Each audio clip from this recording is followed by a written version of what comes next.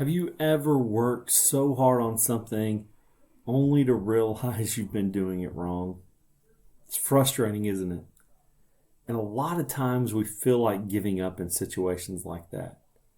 I think about times I've tried to put together furniture like a bookshelf or something for the kids, and I've got it all put together and realize I missed a very important step, and now I have to take it all apart just to restart and put it back together. Jim Marshall, in 1964, he played for the Minnesota Vikings, the famous Purple People Eaters is what they called them because they were such a good defensive team, such a great team. And in 1964, Jim Marshall, a defensive end who played in the NFL for 20 years and one of the best defensive ends of his era, he picked up a fumble against the 49ers and ran 66 yards into the end zone. He was so excited. He spiked the football and he was excited. He turned around and he realized that no one was there to cheer with him. And then he realized he had run 66 yards in the wrong direction and he had run to the wrong end zone.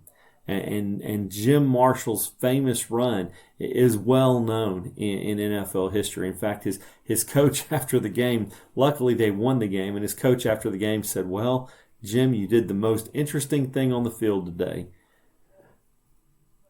I'm sure that Jim Marshall may have been tempted to quit after that day. How embarrassing to do that on such a big stage. But he didn't. And he ended up having a great NFL career.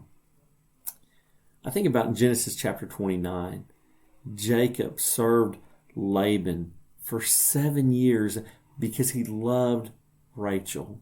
In fact, it says he worked those 7 years and it felt like a couple of days because of how much he loved Rachel. But if you know the story there in Genesis chapter 29, you also know that Laban tricked Jacob. And instead of letting Jacob marry Rachel, he gave him his older daughter Leah, who Jacob did not love. And he said, "If you work for me another 7 years, you can have Rachel." I can't imagine working for 7 years for something like that.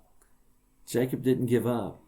He loved Rachel so much he worked another 7 years. Another 7 years so that he could marry Laban's younger daughter. There's a lot of times in life that we are going the wrong direction, that we are giving 100% effort only to realize I've been doing this wrong. And when we get to that point, it's easy for us to want to give up. It's easy for us to say, what's the point? But in John 3:16 we read, "For God so loved the world that he gave his only begotten Son, that whoever believes in him should not perish, but have everlasting life." God so loved the world. God so loved you. God so loved Tim. God so loved everyone, me individually. He did not give up on me when he could have. He did not give up on me when I was taking the ball and running the wrong way. He didn't give up on me when I was scoring points for the other team.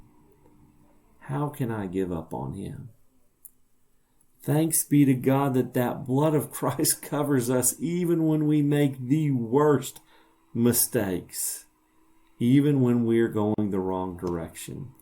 He gives us the opportunity to repent and go in the right direction and score as many times as possible for the winning team. And the great thing is, we already know who wins.